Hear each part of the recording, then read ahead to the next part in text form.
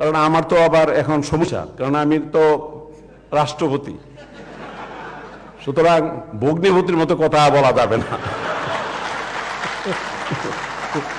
সুতরাং অনেক কথা বলতে গেলে মানে আবার কোন কথার কোন অর্থকে যে কিভাবে করে এটার কোনো ঠিক ঠিকান নাই, যার জন্য আমি খুব নিরাপদ বোধ করি যে লেখার ভিতরেই আমি থাকি। এই লেখার ভিতরে থাকা সত্ত্বেও আমার কথাকে কতভাবে যে কত ধরনের টুইস্ট হয়, কতভাবে যে নিউজ হয়, এটা বলা যায় না। আবার এমন একটা ব্যাপার যে যাই বলুক না কেন আমার কোনো সুযোগ নাই সেটার প্রতিবাদও করার, মানে খুব বেকায়দা একটা পজিশনের মধ্যে আছে।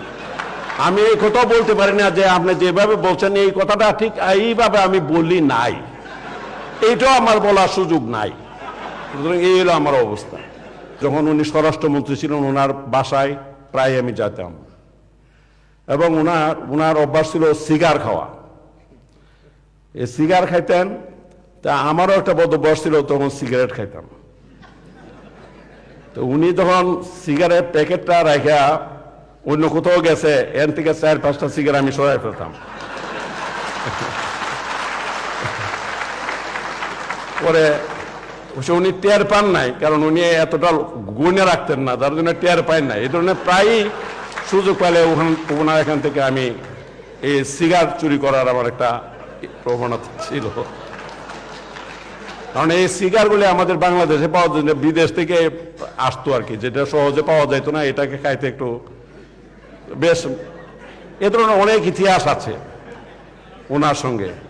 আর আমার একটা সুবিধা ছিল, আমি যেহেতু বলতে গেলে শুধু এমএনএ না এমপিদের মধ্যে আমি সবার চেয়ে কম বয়সে ছিলাম, যার জন্য সমস্ত বড় বড় নেতা যারা আছেন, জাতীয় নেতা যারা আছেন, সবাই তারা আমাকে অত্যন্ত বেশি স্নেহ করতেন।